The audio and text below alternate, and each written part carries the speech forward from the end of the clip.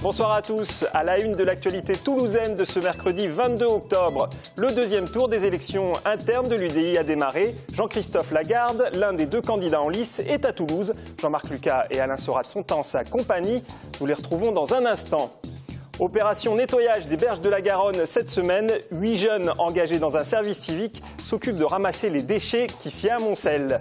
Et enfin, un festival flamenco intitulé Comme un festival se déroule en ce moment à Toulouse. Vendredi, la Chiqui des Reres clôturera l'événement. Mais tout d'abord, une commission du Sénat propose d'annuler la fusion prévue entre Midi-Pyrénées et le Languedoc-Roussillon. La commission spéciale du Sénat chargée de la réforme territoriale a en effet adopté aujourd'hui un amendement qui modifie la nouvelle carte des régions dessinée par l'Assemblée nationale. L'examen du texte en seconde lecture et le vote du projet de loi auront lieu fin octobre au Sénat. En cas de divergence, c'est l'Assemblée nationale qui aura le dernier mot. Pour l'heure, le Conseil régional de Midi-Pyrénées n'a pas commenté la nouvelle. À l'occasion du Congrès des régions, nous avions interviewé le président de Languedoc-Roussillon. Il avait réaffirmé son engagement contre la fusion de nos deux régions. Écoutez-le. Et je me suis engagé devant l'Assemblée régionale qui avait à la quasi-unanimité moins de voix, 67 moins de voix, à être contre la carte qui a été proposée par le gouvernement. Donc je suis dans ce combat-là. Je crois qu'une réforme, ça se fait aussi sur la base d'une concertation, de faire remonter un certain nombre de choses, parce que nos concitoyens en ont un peu assez de ces choses-là et ils le démontrent malheureusement par des votes parfois très négatifs et je réfléchis à tout cela. Donc moi je ne veux pas rester isolé non plus, hein. J'ai de très bonnes relations avec Martin Malvy, nous nous connaissons depuis longtemps et nous nous apprécions. Je n'ai rien contre Martin Malvy. Actuellement, je dis, je suis contre ce découpage qui est à la va-vite. Il faut connaître mieux le calendrier. Et puis, quid des fonds européens? Nous avons en Languedoc-Roussillon plus d'1 milliard de fonds européens. Dans le cas d'une fusion, comment vont-ils être gérés? Est-ce que nous continuerons à les avoir ou pas? Qui succédera finalement à Jean-Louis Borloo? Jean-Christophe Lagarde, député maire de Drancy, et Hervé Morin, ancien ministre de la Défense, sont arrivés jeudi dernier en tête du premier tour de l'élection interne de l'UDI, avec respectivement 35,9% des voix et 31,5% des voix. Le second tour se déroulera le 13 novembre. Ce soir, Jean-Christophe Lagarde est à Toulouse pour rencontrer les militants. Jean-Marc Lucas et Alain Sorat sont à ses côtés. Alors Jean-Marc, comment Jean-Christophe Lagarde voit-il ce second tour? On sait qu'Yves Jégo et Jean-Christophe Fromentin, anciens candidats déchus, le soutiennent, le Bureau national également. On dirait que ça part plutôt bien. Oui, vous l'avez dit, Jérôme, beaucoup de soutien pour Jean-Christophe Lagarde. Vous êtes arrivé déjà premier, enfin pour ce premier tour en tout cas. D'où viennent vos soutiens désormais? Ils viennent d'abord de Yves Jégo, de Chantal Joanneau, qui ont été éliminés au premier tour, mais fait 21%, du Parti radical, de la gauche moderne. Bref, ma responsabilité, mon devoir, c'est d'impulser le rassemblement le plus large possible, pour une majorité très large, permettant à la fois de se réconcilier au lendemain de l'élection, encore qu'elle se soit très bien passée, mais nous avons besoin de tous travailler ensemble, y compris avec les amis d'Hervé Morin, et puis de mettre la marche en avant et de faire ce que je souhaite de l'UDI, le premier parti de l'opposition, et demain le premier parti de France.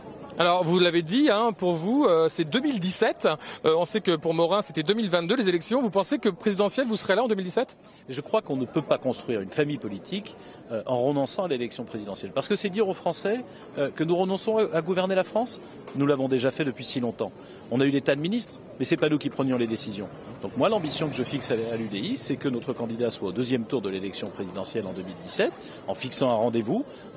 En 2016, on choisira celui ou celle d'entre nous qui sera le mieux placé. Mais d'ici là, nous décidons d'abord, à travers cette élection, de porter nos valeurs humanistes et fédéralistes, de montrer que la France n'est pas foutue, qu'elle peut s'en sortir et que les 33 années où le PS et l'UMP ont alterné au pouvoir ont empêché la France de s'en sortir. Regardez dans quel état nous sommes. Il faut une autre voie et on n'est pas condamné à la voie des démagogues, des populistes et des extrémistes. C'est pour ça qu'on a construit l'UDI autour de Jean-Louis Borloo et c'est ça que je souhaite que nous portions dans les 2 années qui viennent. Les Français doivent comprendre qu'on peut s'en sortir. La Suède, par exemple, qui est un pays qui avait des difficultés même plus importantes que nous, elle a réussi à transformer son modèle économique en conservant un bon niveau de protection sociale. Depuis 10 ans, elle a 3,5% de croissance. Ça veut dire moins de chômage, ça veut dire moins de déficit, moins de dettes qui pèsent sur nos enfants. Alors le centre, c'est toujours paradoxal. Vous vous dites toujours ni de droite ni de gauche. Vous êtes plutôt quand même centre droit. Nous sommes en alliance naturelle avec la droite républicaine tant qu'elle ne fricote pas ou ne verse pas vers l'extrême droite. Mais moi, dans le mot alliance, je mets le mot concurrence. Pour gouverner, il y a besoin de coalition. Mais la coalition, ça ne veut pas dire la soumission. Et au contraire, cette concurrence, moi j'ambitionne que nous devenions les premiers pour la prochaine alternance. C'est cela, en réalité, dont ont besoin les Français qui semblent être résignés. Je veux leur dire, ne vous résignez pas. De nouveaux responsables, de nouvelles générations, de nouvelles idées sont capables de sortir notre pays d'affaires. Parce qu'en réalité, la société française, elle est aujourd'hui, c'est ma conviction, en avance sur la représentation politique. Et c'est plutôt les gouvernants, qu'ils aient été ceux d'hier ou ceux d'aujourd'hui, qui verrouillent et qui bloquent la société française parce qu'ils ont peur de dire la vérité aux citoyens. Alors il faut dire des choses qui déplaisent et pour moi, la colonne vertébrale du projet de l'UDI, ça sera d'expliquer que tous les choix qui sont faits par ma génération et par la génération de mes parents sont faits pour le confort de nos générations au détriment de nos enfants.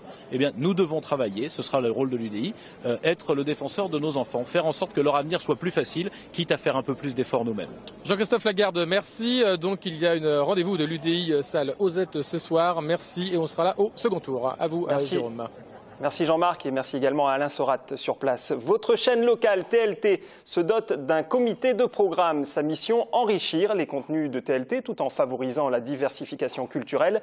Ce comité est composé de Serge Regour, directeur de l'Institut du droit, de la culture et de la communication, d'Emmanuel Schwarzenberg, PDG de TLT, de Laurence Bierme, productrice, de Paul Arnaud Péjouan, fondateur de Piano aux Jacobins, et de Christian Torel, directeur d'Ombre Blanche.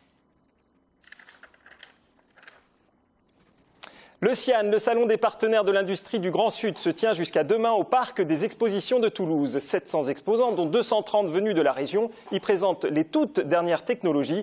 La 10e édition de ce salon met particulièrement l'accent sur la robotisation. Sophie Wanis. Des robots qui transportent des colis et pourquoi pas le café.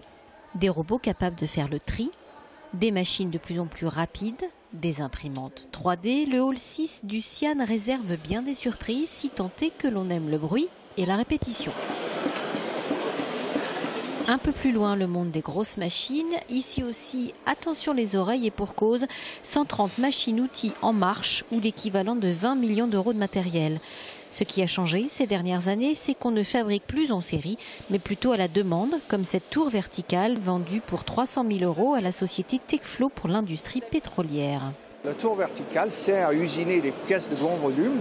Par contre, les pièces aéronautiques, pièces pétrole, toutes les pièces de grand volume, de grand tournage. Le tournage, c'est l'enlèvement de copeaux d'une pièce de grand volume. Particularité de cette 10e édition du CIAN, l'usine du futur, dont la mission est de montrer les acteurs de l'innovation pour la conception des usines dites connectées.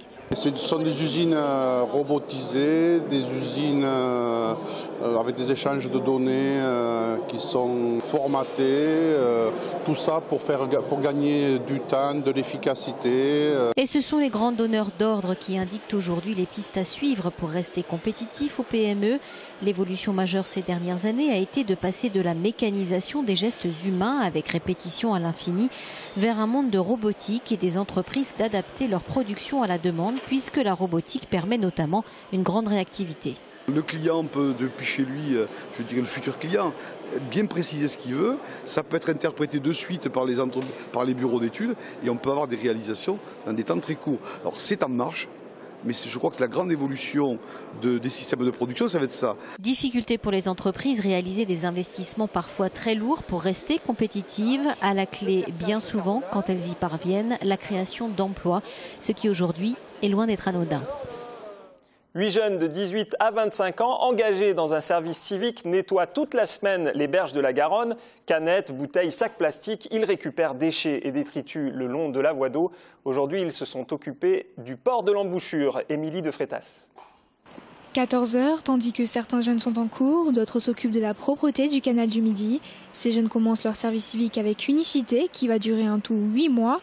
L'objectif, trouver une cohésion de groupe et se mobiliser autour de missions sociales ou environnementales. Mon groupe de 8, on a choisi une mission sur le thème de l'exclusion. Moi j'ai un groupe de 4, on va être sur un camp de Roms sur Toulouse. Et on va devoir organiser des sorties, des activités, les ouvrir vraiment au monde extérieur. Sur l'environnement, on va travailler sur quelques quartiers, notamment celui de la Reinerie. Et pour tout ce qui est récup, tous les bons plans, etc., informer les gens. Déjà 3 jours de mission sont passés et les premiers constats sont là. Les 8 engagés trouvent beaucoup de déchets de toutes catégories. Par jour, on doit remplir une bonne quinzaine de sacs poubelles, ce qui est assez conséquent quand même sur le temps qu'on passe. On trouve, il y a pas mal d'emballages alimentaires, des paquets de cigarettes, des bouteilles de bière, des canettes, des préservatifs, des seringues, un peu de tout, des sacs, des vêtements. De 16 à 25 ans, tout le monde peut prétendre à s'engager dans l'association. Cela apporte une expérience et des qualités notables. On va développer des compétences utiles pour nos futures professions, comme l'écoute, le partage, l'organisation, l'entraide. Cette semaine, consacrée au nettoyage des berges toulousaines, n'aurait pas été possible sans la mairie, avec laquelle Unicité a un partenariat. 3e édition du festival de flamenco intitulé Comme un festival, un événement organisé par l'association Lunares, au programme spectacle, expo photo, stage de danse, de chant et de guitare. Pour la clôture de ce festival, vendredi soir, une danseuse des plus originales se produira à Saint-Pierre-des-Cuisines. Pour le dernier spectacle de l'édition 2014, Comme un festival propose aux aficionados toulousains une perle rare avec la Chiqui de Jerez. Comme son nom l'indique, est une danseuse de Jerez, donc avec un style intermédiaire entre classique et racé qu'on est très curieux de découvrir puisque c'est une danseuse qui se laisse très peu voir, qui se produit très peu sur scène et notamment très peu en France. Il se trouve que la Chiqui de Jerez a une histoire avec Toulouse puisque depuis plusieurs années, elle vient donner des cours à des élèves et c'est la première fois qu'elle se produira sur une scène à Toulouse. Cette année, la part belle était faite aux femmes de tous âges et tous horizons, une illustration du caractère intemporel et international du flamenco. En 3 spectacles, on a vraiment la modernité et le côté un peu plus classique sévillan du flamenco avec les danseuses toulousaines et aussi le côté international puisque elles travaillent des 2 côtés des Pyrénées. On a aussi un style un peu plus gitan qu'on a eu avec Concha Vargas vendredi dernier et là on sera un peu sur un style intermédiaire propre au style de la ville de Jerez de la Frontera. Le style gitan, c'est ce flamenco intrafamilial que l'on retrouve dans les fêtes de famille et que historiquement on retrouvait moins sur des scènes, même si aujourd'hui beaucoup d'artistes gitans se produisent tout autour du monde. Et pour parfaire la programmation, 2 photographes confrontent et mêlent leurs regards sur le monde flamenco. Prisca B et Joseph Lazaro exposent jusqu'à samedi au local de l'association Lunares, route de Blagnac. C'est la fin de ce journal. Prochaine édition demain soir avec Marie Larpan. Merci de nous être fidèles.